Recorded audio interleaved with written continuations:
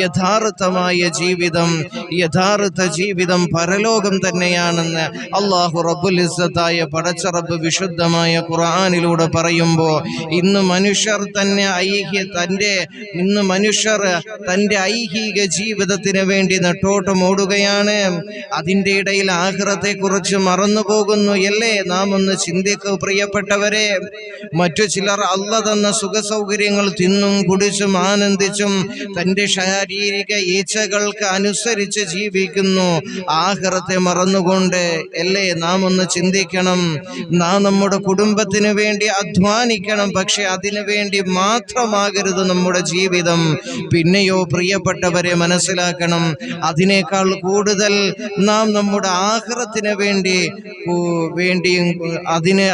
അതിനേക്കാൾ കൂടുതൽ നാം നമ്മുടെ ആഖിറത്തിന് വേണ്ടിയും കൂടെ നാം പണിയെടുക്കണം, പരിശ്രമിക്കണം പ്രിയപ്പെട്ടവരെ. അതിനുവേണ്ടി നന്മയായ കാര്യങ്ങൾ, സ്വാലിഹായ അമലുകൾ നാം ധാരാളമായി ചെയ്യണം. എങ്ങനെ?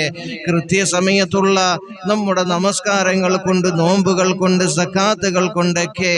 ഇതാണ് ഈ ആയത്തിന്റെ അവസാനത്തിൽ അല്ലാഹു സുബ്ഹാനഹു വ തആല പറഞ്ഞത്, ലൗ കാനൂ യഅലമൂൻ.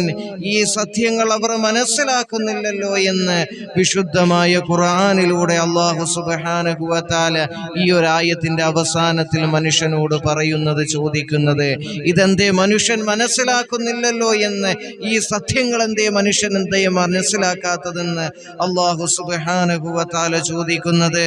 ഇവിടെ മനസ്സിലാക്കണം പ്രിയപ്പെട്ടവരെ, ഇങ്ങനെ മനസ്സിലാക്കേണ്ടതുപോലെ മുസ്ലിമീങ്ങൾ മനസ്സിലാക്കാതെ ജീവിക്കുമ്പോഴാണ് മുസ്ലിം സമുദായത്തെ അവരുടെ മതകാര്യങ്ങളിലെ ചിട്ടങ്ങളൊക്കെ ഉന്മൂലനം ചെയ്യാൻ വേണ്ടി ഇസ്ലാമിന്റെ ശത്രുക്കള് സൂംബെ പോലുള്ള കാര്യങ്ങൾ കൊണ്ടുവരുമ്പോൾ ഇതിൽ എന്താ തെറ്റ് എന്ന് ചിന്ത വരികയും ഇതിലൊന്നും ഒരു തെറ്റുമില്ല എന്ന് പറഞ്ഞ് പരിശുദ്ധമായ ദീനിന്റെ നിയമങ്ങളെയൊക്കെ മറികടന്നുകൊണ്ട് പൈശാചികമായ ചിന്തകൾ സ്വീകരിക്കാനുള്ള മനസ്സ് നിങ്ങളിലേക്ക് കടന്നു വരുന്നത്.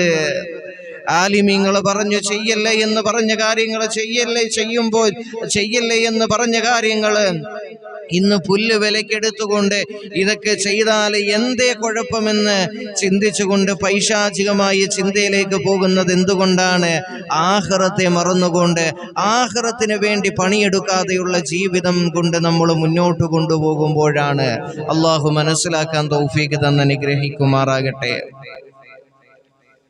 അതുകൊണ്ട് നാം ഈ ദുനിയാവിന്റെ സുഖ സൗകര്യങ്ങൾക്ക് വേണ്ടി നാം പോരാടരുത്. അത് നമ്മുടെ പരാജയത്തിന്റെ വാതിലുകൾ തുറക്കാൻ കാരണമാകും. അല്ലാഹു കാക്കുമാറാകട്ടെ.